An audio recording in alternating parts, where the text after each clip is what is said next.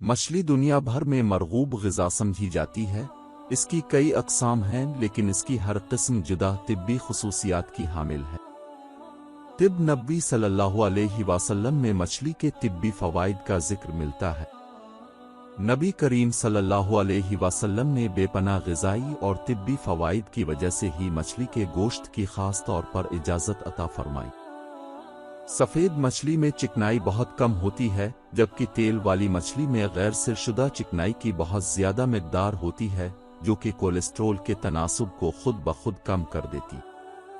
اس لیے اس کا استعمال بھی انسانی صحت کے لیے مفید ہے۔ ایک واقعہ تو بہت مشہور ہے۔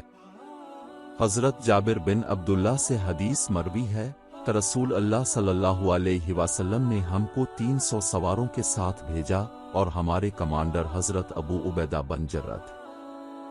جب ہم ساحل بحر تک پہنچے تو ہمیں شدید بھوک نے آ لیا اور اس بھوک میں ہم نے درختوں کے پتے جھاڑ کر کھائے۔ اتفاق سے سمندر کی موجوں نے ایک عنبر نامی مچھلی پھینکی، جس کو ہم نے 15 دن تک کھایا اور اس کی چربی کا شوربہ بنایا، جس سے ہمارے جسم فربا ہو گئے۔ حضرت ابو عبیدہ نے اس مچھلی کی ایک پسلی کو کھڑا کیا اور ایک شخص کو اونٹ پر سوار کر کے اس پسلی کی کمان کے نیچے سے گزارا تو اس کے نیچے سے وہ بآسانی گزر گیا۔ امام احمد بن حنبل نے اور ابن ماجہ نے اپنی سنن میں حضرت عبداللہ بن عمر کی روایت میں کہا ہے، نبی اکرم صلی اللہ علیہ وسلم نے فرمایا، ہمارے لیے 2 مرد اور 2 خون حلال کیے گئے، مچھلی اور ٹڈی، جگر اور تحال بستہ خون۔ مچھلی کو عربی میں سمک کہتے ہیں۔ اس کا گوشت اور تیل دل کے امراض، کولیسٹرول، موٹاپا، ڈپریشن، کینسر، جلد، زخم اور دوسرے بہت سے امراض میں مفید ہے۔ مچھلی کے تیل میں موجود اومیگا دل کے امراض میں ایک بہت مفید چیز ہے۔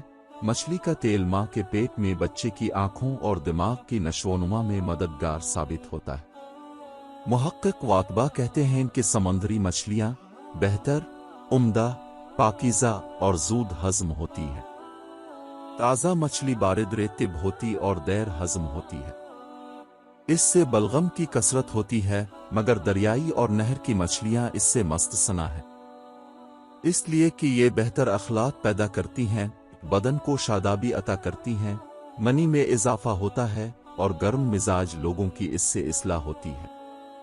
مچھلی کا سب سے عمدہ حصہ وہ ہے جو دم کے قریب ہوتا ہے۔ تازہ فربا مچھلی کا گوشت اور چربی بدن کو تازگی بخشتی ہے۔